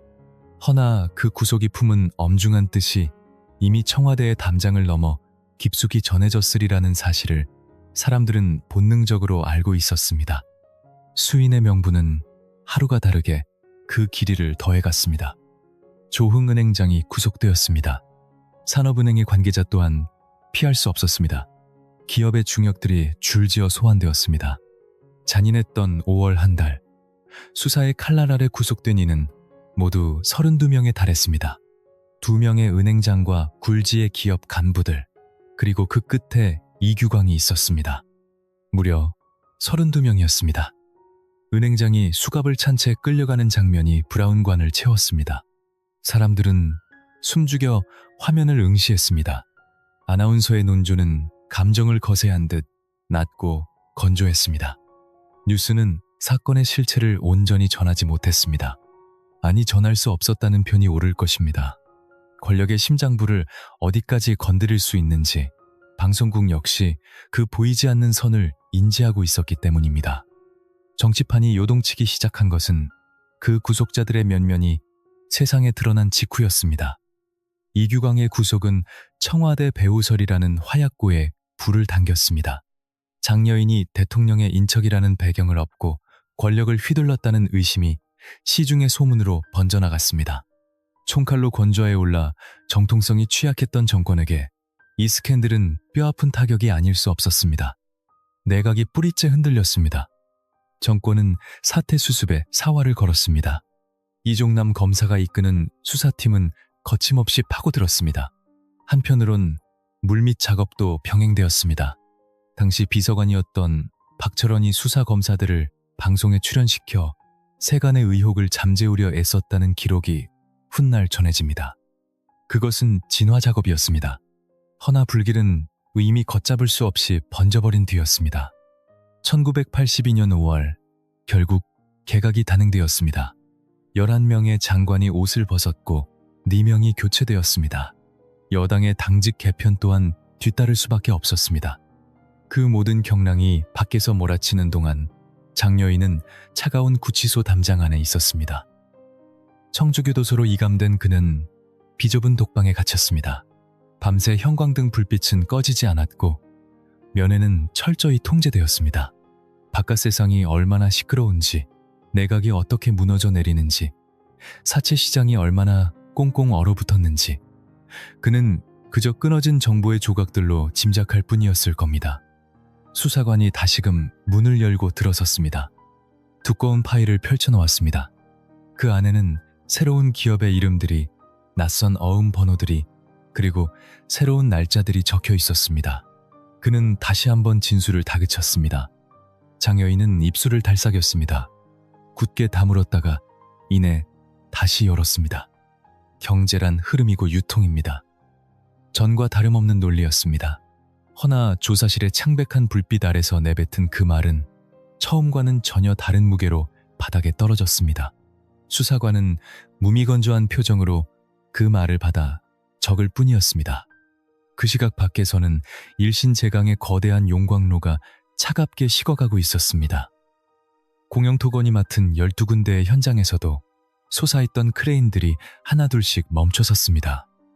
1982년 5월 대한민국 금융사를 뒤흔든 사상 최대의 사기극 수사는 정점을 향해 치달았습니다. 그리고 그 길의 끝에는 엄중한 법정이 기다리고 있었습니다. 1982년의 하반기 서울거리에 가을이 당도했습니다. 은행나무 잎이 노랗게 물드는 속도보다 법원의 서류가 쌓이는 속도가 더 빨랐습니다. 대검찰청 중앙수사부가 넘긴 공소장의 두께는 성인 남성의 손목 높이에 육박했습니다. 담당 판사의 책상 위에 그 묵직한 서류가 놓이던 날, 법원 서기는 믿기지 않는다는 듯 파일 번호를 재차 확인해야 했습니다. 숫자는 틀림이 없었습니다. 기소된 인원만 무려 32명이었습니다. 주심 재판부가 꾸려졌으나 재판을 준비하는 데에만 수개월이 소요되었습니다. 얽혀있는 기업의 숫자, 어음의 종류와 방대한 수량, 피해 금액을 산정하는 방식까지 어느 것 하나 간단한 게 없었기 때문입니다. 변호인단 역시 거대했습니다. 장 여인 측의 변호인은 공소사실 전부를 부인하며 맞섰습니다. 마침내 세기의 재판이 막을 올렸습니다. 법정에선 장 여인은 전혀 다른 사람이 되어 있었습니다. 구치소의 좁은 조사실에서와 달리 법정에서의 그는 달변가였습니다. 철저히 준비된 목소리였습니다. 변호인의 논리를 따르는 듯 하다가도 결정적인 순간마다 자신의 언어를 교묘히 끼워 넣었습니다. 그가 주장하는 핵심은 단 하나로 귀결되었습니다. 본인은 그저 순수한 경제활동을 영위했을 뿐입니다. 자금이 돌아야 경제가 살아나는 법 아닙니까? 저는 그 막힌 혀를 뚫어 유통을 도왔을 따름입니다. 방청석이 낮게 술렁였습니다. 그곳에는 하루아침에 날벼락을 맞은 피해 기업 관계자들이 앉아 있었습니다. 그들은 뻔뻔한 그 변론을 들으며 저마다의 참담한 기억을 떠올렸을 것입니다. 일신제강의 재무팀장 정모 씨는 그날 방청석 가장 구석진 자리를 지키고 있었습니다. 장 여인의 목소리가 고막을 때릴 때마다 그는 천장을 올려다보며 이를 악물어야 했습니다. 회사가 부도 처리되던 날 마주했던 동료들의 흑빛 얼굴이 스쳐 지나갔습니다. 퇴직금 한 푼 받지 못한 채 짐을 싸야 했던 사람들, 그중 몇몇은 이제 연락조차 닿지 않았습니다. 무릎 위에 놓인 정 씨의 손이 천천히 주먹을 쥐었다가 힘없이 펴지고 다시금 억세게 쥐어졌습니다. 검사 측은 감정을 배제한 채 오직 숫자로서 죄를 물었습니다. 1981년 2월부터 1982년 4월까지 편취한 어음 총액 7,111억 원, 시중에 유통된 금액 6,404억 원, 실질적인 사기 이득액 1,400여억 원, 줄줄이 구속된 기업 임원들과 관계자들, 그리고 공중분해된 공영토건과 일신제강의 이름들. 검사는 그 천문학적인 숫자들을 하나하나 또박또박 낭독했습니다. 법정 안에는 숨소리조차 들리지 않는 정적만이 감돌았습니다. 이어 검찰은 어음이 흘러간 경로를 도표로 펼쳐 보였습니다.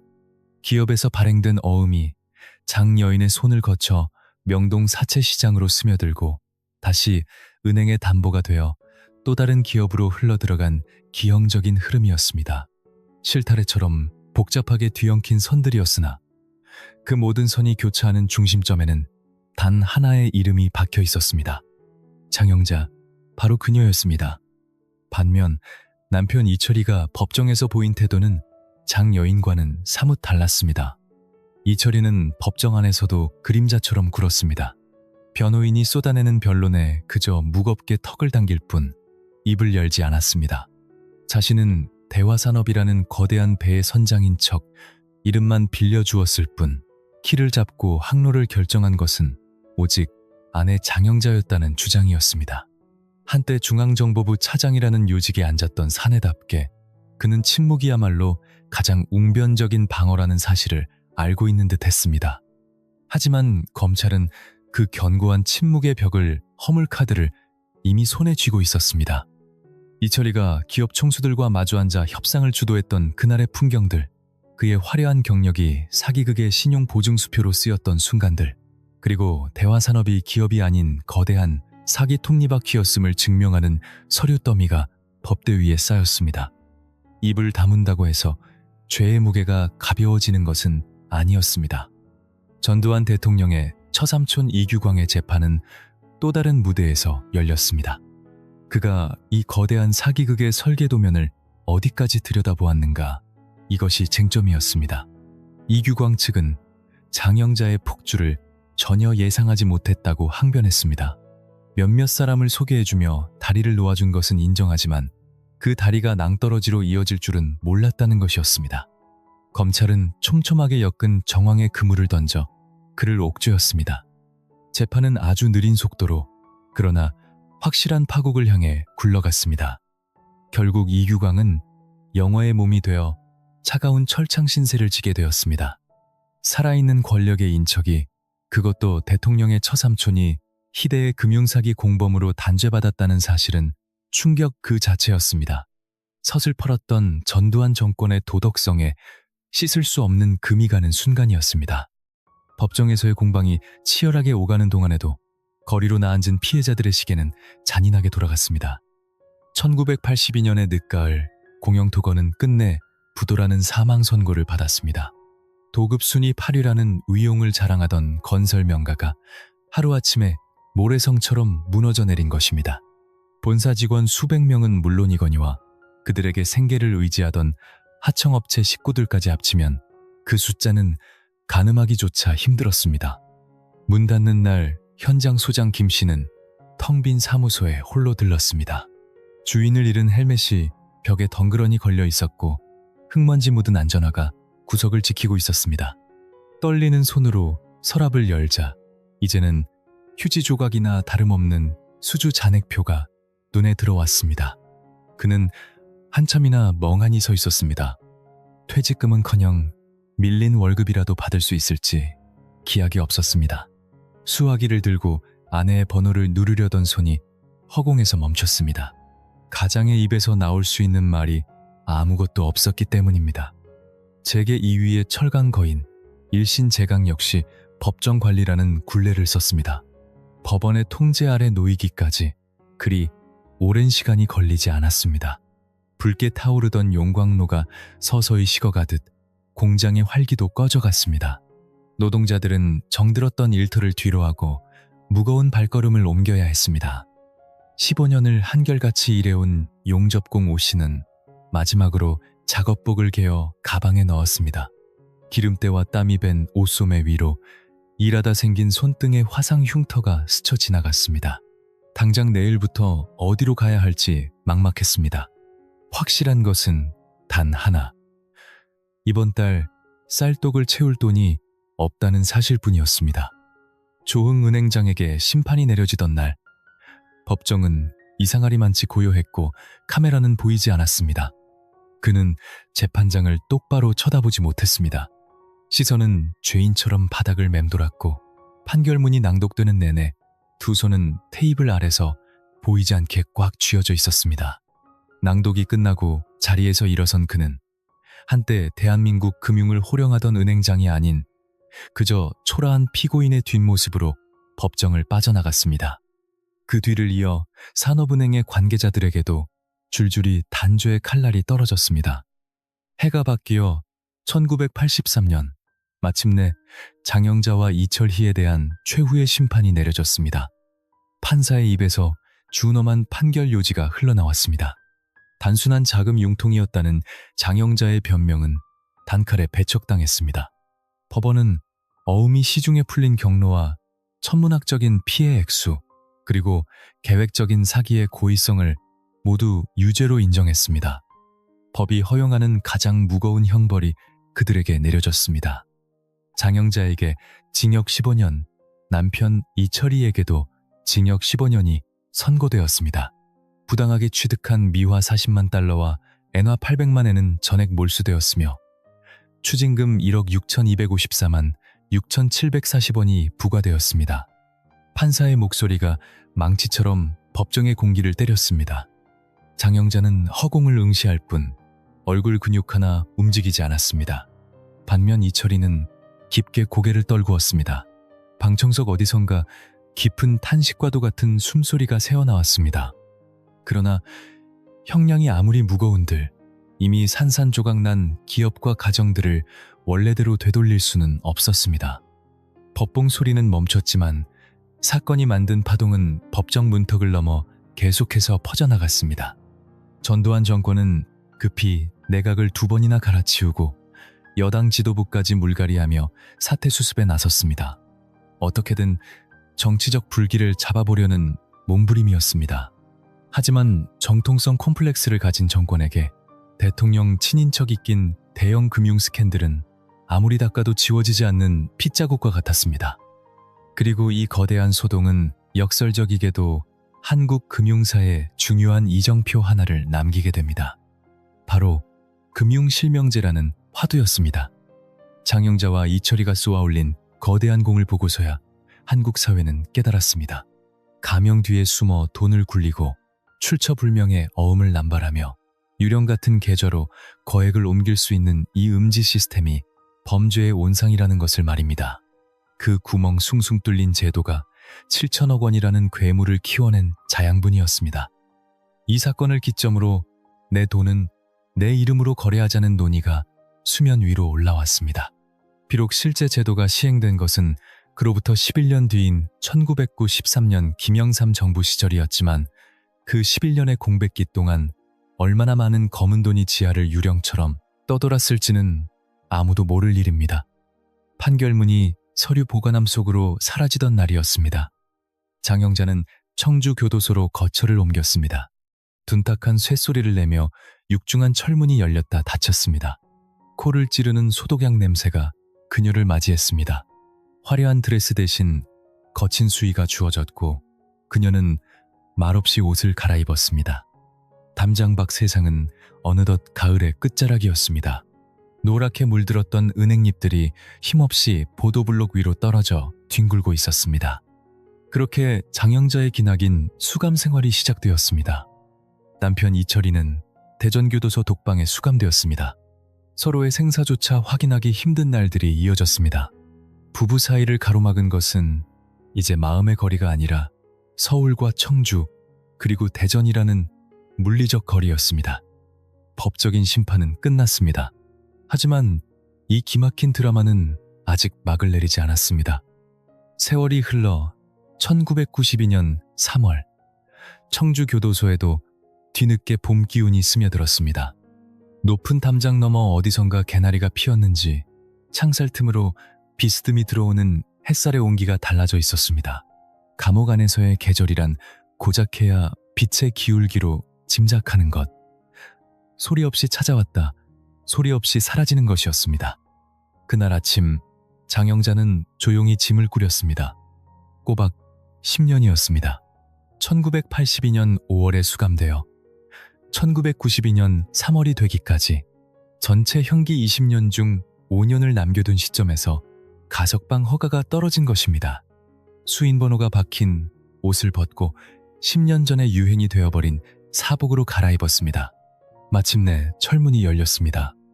폐부로 들어오는 바깥 공기는 교도소 안의 그것과는 확연히 달랐습니다. 성분은 10년 전과 같았을지 모르나 그 냄새는 달랐습니다. 강산이 변한다는 10년 사이 서울은 천지개벽해 있었습니다. 강남의 스카이라인은 더 높아졌고 도로는 거대해졌으며 거리를 활보하는 사람들의 옷차림에는 여유와 활기가 넘쳤습니다. 장영자는 그 낯설고도 익숙한 공기를 깊이 들이마셨습니다. 그리고 그녀의 욕망은 거기서 멈추지 않았습니다. 1991년 6월 닫혀있던 철문이 열리고 이철이가 먼저 세상 밖으로 나왔습니다. 형기를 다 채우기 전 가석방으로 풀려난 것입니다. 자유를 얻은 그가 가장 먼저 향한 곳은 의외의 장소였습니다. 바로 청주교도소 담벼락 아래였습니다. 그는 그곳에 단칸방을 얻어 짐을 풀었습니다. 아내 장영자가 나올 때까지 곁을 지키겠다는 무언의 약속이었습니다. 매일같이 면회실을 찾았고 정성스레 음식을 차입했습니다. 지극정성인 옥바라지였습니다. 21살이라는 나이 차이를 넘어선 연인, 한때 대한민국을 뒤흔들며 법정 최고형을 선고받았던 두 사람, 10년이라는 긴 세월을 각기 다른 감옥에서 견뎌낸 부부였습니다. 그런 이철이가 감옥 옆에 둥지를 틀었다는 소식은 곧장 세간의 이목을 끌었습니다. 사람들과 언론은 그것을 세기의 수뇌보라 불렀습니다.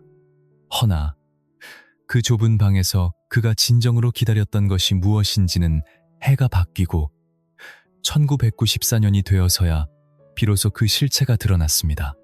가석방으로 풀려난 장영자의 발걸음에는 거침이 없었습니다. 마치 멈춰있던 시간이 보상받으려는 듯 그녀의 행보는 무서운 속도로 이어졌습니다. 그녀는 억울함을 토로했습니다. 자신은 그저 사업을 했을 뿐인데 거대한 권력 다툼에 희생양이 되어 십자가를 졌다고 항변했습니다. 언론을 방패 삼아 자신의 무고함을 호소했고 쏟아지는 인터뷰 요청을 마다하지 않으며 자신만의 논리를 설파했습니다. 말의 향연이 끝난 뒤 그녀가 향한 곳은 다시금 은행이었습니다. 시중은행의 고위 임원들과 마주 앉았습니다. 단정한 옷매무새, 차분하게 가라앉은 목소리, 그리고 상대를 휘어잡는 설득력은 여전했습니다. 강산도 변한다는 10년의 세월이 흘렀지만 장영자는 조금도 변하지 않았습니다. 아니, 차라리 교도소의 높은 담장조차 그녀의 욕망을 가두지는 못했다고 말하는 편이 옳을 것입니다. 개중에는 그녀의 얼굴을 알아보는 이들도 있었습니다. 장영자라는 이름, 석자가 지닌 무게를 모르는 이는 없었으니까요. 그런데도 그 위험한 만남이 성사된 까닭은 사람의 마음을 홀리는 그녀 특유의 화술이 여전히 서슬퍼렇게 살아있었기 때문입니다. 결국 1994년 1월의 차가운 바람 속에서 장영자는 다시금 수갑을 차게 됩니다. 세상 빛을 본 지 불과 1년하고도 10달 만의 일이었습니다. 그녀의 이름 앞에는 제2차 장영자 사건이라는 불명예스러운 꼬리표가 다시 붙었습니다. 피해 규모는 140억 원. 첫 번째 사건에 비하면 50분의 1로 줄어든 액수였으나 본질은 판박이었습니다. 빌린 돈을 갚지 않는 차용 사기, 그리고 어음 돌려막기라는 낡은 수법이 그대로 재현된 것입니다. 이번에도 금융기관들이 그 덫에 걸려들었습니다. 동화은행과 서울신탁은행이 직격탄을 맞았습니다. 은행장들이 줄줄이 옷을 벗어야 했고 기관들은 중징계를 피하지 못했습니다. 장영자라는 이름 세 글자가 또 한 번 대한민국 금융 시스템의 근간을 뒤흔든 것입니다.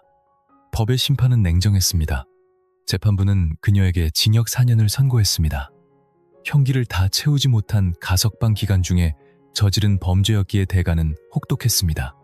1992년에 내려졌던 가석방 처분이 취소되면서 남은 형기까지 고스란히 다시 감내해야 하는 처지가 되었습니다.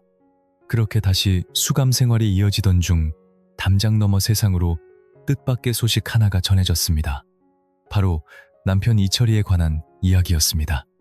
아내가 제2차 사건으로 청주교도소에 재수감되자 이철이는 약속이라도 한 듯 다시 교도소 인근으로 거처를 옮겼습니다. 첫 번째 수감 때와 토시 하나 다르지 않은 풍경이었습니다. 매일의 면회, 정성스런 사식, 그리고 하염없는 기다림이 반복되었습니다.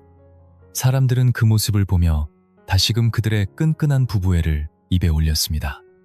하지만 그 헌신적인 뒷모습에 어떤 치밀한 계산이 숨어 있었는지, 아니면 정말로 애끓는 사랑이었는지는 아무도 알 길이 없었습니다. 다만 분명한 사실은 하나, 장영자가 구속되어 갇힐 때마다 그 곁을 지키는 그림자는 늘 이철희였다는 점입니다. 1998년 8월 15일 광복절 특사 명단에 그녀의 이름이 올랐습니다. 세상 밖으로의 두 번째 귀환이었습니다. 그해 서울의 여름은 유독 뜨거웠습니다. IMF 외환 위기가 터진 지 채 1년이 지나지 않아 온 나라가 신음하고 있던 시기였습니다. 굴지의 기업들이 쓰러지고 은행들이 강제로 합쳐졌으며 거리에는 일자리를 잃은 가장들이 넘쳐나던 그야말로 구조조정의 태풍이 몰아치던 때였습니다. 그 혼란과 절망의 틈바구니 속으로 장영자가 다시 발을 내디뎠습니다. 이번에는 전과 달랐습니다. 요란한 인터뷰도 없었고 은행 문턱을 넘나드는 모습도 눈에 띄지 않았습니다. 숨죽인 그녀의 행보를 보며 주변에선 이제야말로 조용히 여생을 보내려나 보다 하고 짐작했습니다. 그러나 그 침묵은 2년을 넘기지 못했습니다. 새 천년이 시작된 2000년, 소위 국권화폐 사기극이 터진 것입니다. 이미 시중에서 사용이 중단된 국권화폐를 자신만의 비밀 루트를 통해 현금으로 바꿀 수 있다고 속이는 수법이었습니다. 겉포장만 바뀌었을 뿐 사람의 신뢰를 미끼로 삼아 이득을 취하는 사기의 본질은 예전 그대로였습니다. 비극은 가족에게도 번졌습니다. 장영자의 아들 김모 씨 역시 이 사건의 소용돌이에 휘말려 구속되는 처지가 되었습니다. 그는 출소 후 뺑소니 사고를 내고 도피 생활을 하던 중 1999년에 유명을 달리하고 말았습니다. 그리고 2001년 장영자는 또다시 구속되었습니다. 세 번째 수감 생활의 막이 오른 것입니다. 이번 겨울은 유난히 길었습니다. 2006년 항소심에서 징역 10년이라는 중형이 확정되었기 때문입니다. 그녀는 강산이 변하고도 남을 시간을 감옥에서 보내고 2015년 1월 22일에야 비로소 만기 출소할 수 있었습니다. 2001년부터 2015년까지 무려 14년이라는 세월이 흐른 뒤였습니다. 그 14년 사이 대한민국은 천지개벽 수준으로 변해 있었습니다. 사람들의 손에는 스마트폰이 들려 있었고 소셜미디어라는 새로운 세상이 열렸습니다. 모든 금융거래는 디지털로 이루어졌으며 실명 확인 없이는 돈을 움직일 수 없는 시스템이 정착되었습니다. 장영자가 어음을 흔들며 호령하던 1980년대의 명동 사채시장은 이제 박물관에서나 볼 법한 옛날 이야기가 되어버린 것입니다. 철문을 나서는 장영자의 나이는 어느덧 71였습니다. 그러나 백발의 노인이 되어서도 욕망은 늙지 않았나 봅니다. 2015년 출소하자마자 그녀는 다시 은밀하게 움직이기 시작했습니다. 바깥 공기를 마신 지 몇 달도 채 되지 않아 옛 지인들에게 연락을 돌렸습니다. 이번에도 남편 이철희의 이름이 거론되었지만 미끼의 종류는 조금 달라져 있었습니다. 내 남편 이철희 앞으로 된 삼성전자와 에버랜드 관련 증권이 있습니다. 이것을 현금으로 바꾸려는데 당신의 도움이 필요합니다. 2017년 7월 서울 서초구의 어느 호텔 로비에서 농산물 사업을 하는 A씨와의 만남이 이루어졌습니다. 고구마와 감자, 양파를 납품하는 대규모 계약이 체결되는 순간이었습니다. 그녀가 선금이라며 건넨 것은 현금 다발이 아니었습니다. 무려 154억 2천만 원이 적힌 수표 한 장이었습니다. 하지만 그것은 휴지 조각에 불과한 위조 수표였습니다. 부푼 마음으로 수표를 들고 은행 창구를 찾았던 A씨는 그 자리에서 얼어붙고 말았습니다. 수표를 확인하던 은행 직원의 손길이 멈칫했고 재차 확인한 결과는 참담했습니다. 정교하게 만들어진 가짜였던 것입니다. 다급해진 A씨는 떨리는 손으로 전화기를 들었습니다. 수없이 번호를 눌렀지만 수화기 너머에서는 아무런 응답도 들려오지 않았습니다. 다시 걸어도 결과는 마찬가지였습니다. 결국 2017년 하반기 장영자는 네 번째 구속을 당하게 됩니다. 그녀의 나이 73이 되던 해의 일이었습니다. 1심 재판부는 그녀의 손을 들어주었습니다. 몰랐다는 변명이 통했던 것입니다. 하지만 2심의 풍경은 사뭇 달랐습니다. 결정적인 증거가 나왔기 때문입니다. 불과 한 달 전 똑같은 수법으로 똑같은 액수의 위조 수표를 건넨 정황이 드러난 것입니다. 심지어 수표 번호조차 이어져 있었습니다. 우연이라기엔 너무나 명백한 고의였습니다. 항소심 재판부는 주저없이 징역 1년을 선고했고 그 자리에서 법정 구속을 집행했습니다. 남편 이철희 씨 역시 공범의 굴레를 벗지 못했습니다. 그에게는 징역 2년에 집행유예 3년이라는 꼬리표가 붙었습니다. 시간은 흘러 2023년 3월 21일이 되었습니다. 대법원 제2부의 법대위로 침묵이 내려앉았습니다. 주심을 맡은 박영재 대법관이 최종 결론을 내립니다. 원심의 판단은 옳았다. 상고는 이유 없다. 판결봉이 내려쳐졌습니다. 징역 1년. 형은 그렇게 확정되었습니다. 2018년에 시작된 구속. 이것은 그녀 생애 4번째 수감 생활이었습니다. 숫자를 더해보면 기막힌 결과가 나옵니다. 총 5번의 구금, 78이라는 인생의 시간 중 무려 34년을 담장 안에서 보낸 셈입니다. 그 압도적인 세월 앞에서는 어떤 수식어도 무색해질 뿐입니다. 1982년 5월의 어느 아침, 처음 손목에 차가운 금속이 닿았던 그날부터였습니다. 세상과 단절된 공간을 5번이나 오가는 동안 장영자라는 이름의 폭주 기관차는 단 한순간도 멈추는 법을 몰랐습니다. 그것이 불굴의 의지였는지 아니면 제어할 수 없는 욕망의 관성이었는지 알 길은 없습니다. 30년 넘는 수감 생활이 그녀에게 깨달음을 주었는지 아니면 그저 시간만 앗아갔는지도 의문입니다. 2023년의 봄, 서울의 계절은 유난히 서둘러 찾아왔습니다. 서초동 법원 청사 앞에는 벚꽃망울이 터지기 시작했습니다. 바쁘게 오가는 사람들은 잠시 꽃을 보다 다시 일상으로 발걸음을 재촉합니다. 저마다의 사연과 마감을 안고 살아가는 평범한 하루였습니다. 그 시각 대법원 제2부의 집무실에서는 한 사람의 운명이 담긴 서류가 마지막 점검을 마쳤습니다. 수신인 장영자, 1944년생, 78의 노인. 박영재 대법관의 시선이 판결문의 끝자락에 머물렀고 곧이어 서명이 더해졌습니다. 전자기록에 파일이 닫히는 순간이었습니다. 2018년부터 끌어온 긴 법적 공방에 마침표가 찍혔습니다.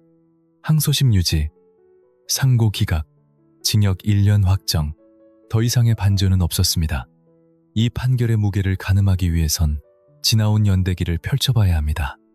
1983년의 첫 징역 15년, 1992년의 가석방, 그 후로도 1994년, 2001년, 2006년, 그리고 2018년까지 구속과 출소, 그리고 재구속의 역사가 쳇바퀴처럼 반복되었습니다. 5번의 체포와 수감, 교도소에서 보낸 세월만 도합 34년, 78해의 삶 절반 가까이를 차가운 독방에서 보냈다는 사실은 그 자체로 비극적인 기록입니다. 하지만 이 숫자들이 가리키는 것은 한 개인의 불행만이 아닙니다. 그 뒤에는 수많은 타인의 눈물이 숨어 있습니다. 1982년 재계 서열 2위였던 일신제강이 무너졌습니다. 그 거대한 몰락으로 인해 얼마나 많은 사람의 운명이 뒤바뀌었는지 우리는 짐작조차 하기 어렵습니다. 도급순위 8위였던 공영토건도 쓰러졌습니다. 수천 명의 직원과 그 가족들, 하청업체 사람들의 생계가 하루아침에 벼랑 끝으로 내몰렸습니다. 은행장들이 줄줄이 구속되거나 옷을 벗었습니다. 하지만 그들이 진 책임이 희생자들의 고통만큼 무거웠는지는 미지수입니다. 전두환 대통령의 처삼촌 이규광을 포함해 32명이 쇠고랑을 찾고 장관 11명이 물러났습니다. 제5공화국이 내세웠던 도덕성은 이 사건 하나로 회복 불능의 타격을 입었습니다. 거대한 파도의 시작점에는 한 여인이 서 있었습니다. 목포의 부잣집 딸로 태어나 명문대 메이퀸으로, 그리고 명동 사채시장의 큰손으로 불렸던 여자. 전직 정보부 차장의 아내이자 대통령의 인척이라는 화려한 배경. 그 거미줄 같은 인맥이 천문학적인 어음사기의 토대가 되었습니다. 여기서 우리는 더 깊은 질문을 던져야 합니다. 도대체 시스템은 무엇을 하고 있었는가? 당시 금융가는 가면을 쓴 거래가 허용되던 곳이었습니다. 가명 뒤에 숨어 검은 돈을 굴려도 막을 방법이 없었습니다. 어음이 돌고 돌아도 출처를 알 수 없었고, 권력의 그림자가 들이우면 감시의 눈길마저 피할 수 있었습니다. 7천억 원이라는 단군 일의 최대 사기는 장영자의 욕망과 시스템의 구멍이 만나 빚어낸 괴물이었습니다. 역설적이게도 이 거대한 스캔들은 대한민국 금융개혁의 신호탄이 되었습니다. 돈주인 이름으로 거래하자는 금융실명제 논의가 비로소 수면 위로 떠오른 것입니다. 자금의 흐름을 투명하게 추적할 수 있는 유일한 길이었기 때문입니다. 물론 그 논의가 결실을 맺기까진 11년이 더 걸렸습니다. 1993년 김영삼 대통령의 결단으로 금융의 투명화가 시작되었습니다. 2,500만 개의 가명 계좌가 본인 이름을 찾았고 지하경제의 어둠이 걷히기 시작했습니다. 그 거대한 변화의 씨앗은 82년의 그 소란스러운 봄에 뿌려진 것이었습니다. 공범이었던 이철희 씨는 2023년 현재까지 생존해 있는 것으로 알려졌습니다. 장영자와 함께 법정에 섰던 마지막 기억은 2017년. 그때도 그는 집행유예로 감옥행을 면했습니다. 그 후로 그의 행적은 묘연합니다. 5번의 구속과 3번의 중도 석방, 그리고 1번의 만기 출소. 2023년의 확정 판결은 그 질긴 인연의 또 다른 매듭이었습니다. 노령의 그녀가 다시 수감복을 입었는지 아니면 병원 침대에서 형을 치르고 있는지는 알려지지 않았습니다. 허나 분명한 사실은 단 하나입니다. 2023년 3월 21일 사법부는 78의 장영자에게 또다시 유죄라는 낙인을 찍었다는 것입니다. 사건의 기록을 덮으며 끝내 지워지지 않는 잔상 하나를 떠올립니다. 때는 1982년 5월 4일의 아침이었습니다. 호텔의 밀실, 화려한 진주 귀걸이를 매만지던 그 손목 위로 차가운 쇠고랑이 채워집니다. 그러나 장영자는 동요하지 않았습니다. 그 어떤 저항도 놀라움도 없었습니다. 과연 그 무표정 뒤에는 어떤 심연이 도사리고 있었을까요? 우리는 영원히 알 수 없을지도 모릅니다. 파국을 예감했던 것일까요? 아니면 모든 것을 내려놓은 체념이었을까요? 그것도 아니라면 이 순간조차 끝이 아닌 새로운 서막이라 믿었던 것일까요? 만일 그 마지막 추측이 진실이었다면 그것은 우리에게 무엇을 시사하는 것일까요? 한번 시선을 돌려봅시다.